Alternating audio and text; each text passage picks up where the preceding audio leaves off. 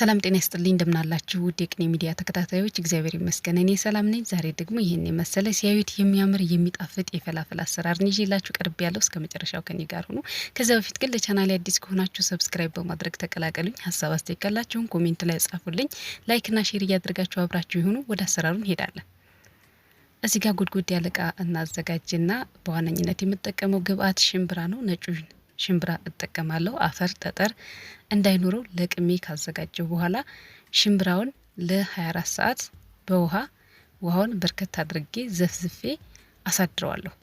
እንደምትመለከቱት እንደዚህ ካደረኩ በኋላ በርከት አድርጌ ውሃውን ጨምሬ ከድኜ አሳድረውና ከዚያ በማግስቱ እንዴት ምን እንደሚመስል ላሳያችሁ። ይህን ይመስላል። ይሄ እንግዲህ በማግስቱ ነው። ከዛ ዘፍዝፈንበት ያሳደርነውን ውሃ ደፍተን ከዛ ውሃውን እየቀያየርን እናጥበዋለን፣ ሽምብራውን ማለት ነው። በማግስቱ በጣም ቀላል ነው፣ ግን ደግሞ በጣም ቆንጆ የሚጣፍጥ አሰራር ነው ማሳያችሁና ላይክ እያደረጋችሁ ቪዲዮን ለሌሎች እንዲደርስ አድርጉ። እንደዚህ በደንብ አድርጌ ካጠቡት በኋላ ሌሎችን ግብአቶች ላሳያችሁ። እዚህ ጋር የድንብላል ቅጠልና የፐርሰሊ ቅጠል እጠቀማለሁ። የስጎ ቅጠል ማለት ነው። ይሄኛው የድንብላል ቅጠል ነው፣ ያኛው ደግሞ ፐርስሊ ነው። ሁለቱንም እንደዚህ በውሃ ለቅለቅ እናደርጋቸዋለን።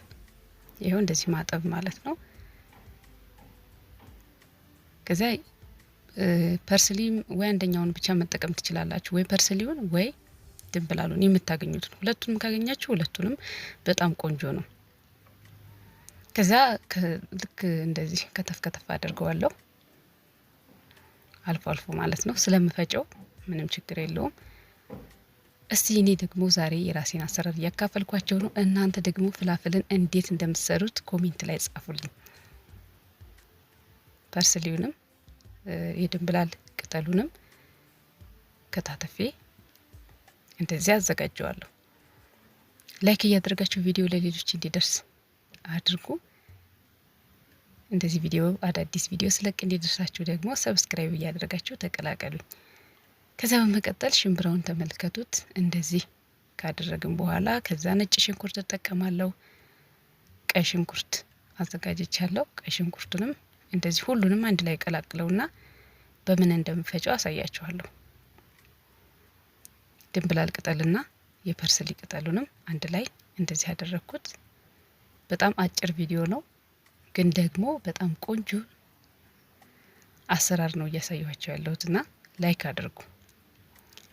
ድንብላሉን፣ ሽምብራውን፣ ቀይ ሽንኩርቱንና ነጭ ሽንኩርቱን ፐርስሊውን አንድ ላይ በደንብ አድርጌ እንደዚህ ከቀላቀልኩ በኋላ እናንተ በምታገኙት መፍጫ በሚመቻችሁ መፍጨት ትችላላችሁ። ከፈለጋችሁ በጁስ መፍጫ፣ እንደኔ ደግሞ እንደዚህ በስጋ መፍጫ መፍጨት ትችላላችሁ። ውሃ አያስፈልገው፣ በራሱ ይፈጭላችኋል። ደጋግማችሁ ሁለቴ ብታደርጉት ቆንጆ አድርጎ ነው የሚፈጭላችሁ። እውነት ለመናገር እኔ በስጋ መፍጫ ፈጨሁት። እናንተ በሽንኩርት መፍጫ ሊሆን ይችላል፣ በጁስ መፍጫ ሊሆን ይችላል።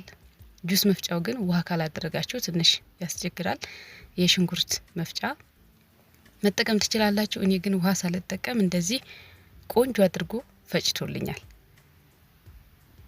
እያችሁት። ውሃ ከተጠቀማችሁ ትንሽ ቀጠኒ ማለት እንትን ስላለው እንደምትፈልጉት አይሆንላችሁምና በትንሹ ውሃ ጨምራችሁ ወይ ደግሞ በሽንኩርት መፍጫ መፍጨት ትችላላችሁ። እንደዚህ ቆንጆ አድርጎ ፈጭቶልኛል። እኔ ያው ደጋግሜ ነው የፈጨሁት፣ አንድ ጊዜ ብቻ አይደለም። እንደዚህ አስተካክዬ ፈጭቼ ካዘጋጀሁ በኋላ የምጠቀማቸውን ቅመማ ቅመሞች ደግሞ ላሳያችሁ። ቁንዶ በርበሬ ጨምራለሁ። ይሄኛው ደግሞ ነጭ ሽንኩርትና የድንብላል ቅመም ነው። የነጭ ሽንኩርትና የድንብላል የተፈጨ ማለት ነው። ይሄኛው ሮዝመሪን የስጋ መጥበሻ ተጠቅሜ ያለው። እርድ እንጠቀማለን። እንደ ፍላጎታችሁ ሚጥሚጣ መጠቀም ትችላላችሁ። ይሄኛው ደግሞ ጨው ነው። ቅመማ ቅመሞቹን ጨምረን አንድ ላይ በደንብ አድርገን እንቀላቅለዋለን። እንዳልኳችሁ በጣም ቀላል ነው። በተለይ ልጆች ካሏችሁ በጣም ቆንጆ በቃ በደንብ ወደውት ነው የሚበሉትና እንደዚህ ሰርታችሁ ሞክሩት። ቅመማ ቅመሞቹን ጨምሬ በደንብ ከቀላቀልኳቸው በኋላ ዱቄት በትንሹ ጨምራለሁ። በጣም አነሳ አድርጌ ነው እንዲያያዝልን ነው እንጂ ብዙ መብዛት የለበትም። ዱቄቱን ጨምረን አንድ ላይ በደንብ አድርገን እንቀላቅለዋለን። ከዚያ በመቀጠል እንግዲህ በደንብ አድርጌ ካዋሃድኩት በኋላ በቅርጽ ማውጫ እናንተ በምትፈልጉት በእጅ ነው የሚሆነው። ቅርጽ በማውጫ ግን አይስተካከልላችሁም። እንደዚህ እያደረጉ ጨርሻለሁ። ከዚያ ዘይት ነው በትንሹ ዘይት የምንጠቀሙ፣ በዘይት ስለሆነ የምንጠብሰው ዘይት ትንሽ አደርጋለሁ። ዘይቱን ጨምሬ እንደዚህ ከቀላቀልኩት በኋላ በማንኪያ እየመጠነው፣ እኔ በእጄ ነው ቅርጽ ማወጣው። ከፈለጋችሁ እንደዚህ በማንኪያው ራሱ እንደዚህ እየጠቀለላችሁ መጥበስ ትችላላችሁ። ጓንት የምታገኙ ከሆነ በጓንት መጠቀም ትችላላችሁ። እጃችሁን ታጥባችሁ እንደኔ ደግሞ እንደዚህ በቀላሉ ቅርጽ ማውጣት ትችላላችሁ። ከዛ በመቀጠል ዘይት እዚህ ጋር የጋለ ዘይት አለኝ፣ እያሞቅሁ ነበር። ሞቀው ዘይት ላይ እንደዚህ ጣል ጣል እያደረግን ቀላ እስከሚል ድረስ እንጠብሰዋለን። እዩት። ያው እኔ ቪዲዮ እንዳይረዝምና እንዳይሰለቻችሁ እየቆራረጥኩ ነው ማቀርብላችሁና ሲደርስ እንደዚህ ቀረጨዋለሁ። እዩት። በጣም ቆንጆ ሆኖ ከለሩ ራሱ የሚያምር ሲሆን እንደዚህ ቀላ ሲል እናውጣዋለን እና ዘይቱን እንዲጠል ንጹህ የምግብ ጨርቅ ካላችሁ እዚያ ላይ ወይም ሶፍት መጠቀም ትችላላችሁ። ከዚህ በኋላ እንደዚህ ሁሉንም ጠብሼ ጨርሻለሁ። ያው በጣም ቀላል ነው ብዬ ነው አጠባበሱ። ቀላ እስከሚል ድረስ መጥበስ ነው። በጣም ያልጋለ ዘይት ውስጥ ማለት ነው፣ ሞቅ ያለ ዘይት ላይ እንደዚህ ቀላ እስከሚል ድረስ እያገላበጥን ቆንጆ አድርገን እንጠብሳለን። ደግሞ ቆርሼ ላሳያችሁ። በጣም ነው የሚጣፍጠው። እውነት ለመናገር ለጾመኞችም ይሆናል ለማንኞቹም የሚሆን በጣም ቆንጆ የምግብ አሰራር ነው። ለዛሬ እንግዲህ አሳዩኋችሁ። ከዛ በመቀጠል ከፈለጋችሁ በዳቦ ከፈለጋችሁ በቂጣ እንደ ሳንድዊች መመገብም ትችላላችሁ። እንደዚህ ዳቦውን ቆርጬ መሀሉ ያለውን እንቡጡን ካወጣው በኋላ የሰላጣ ቅጠል እናደርጋለን።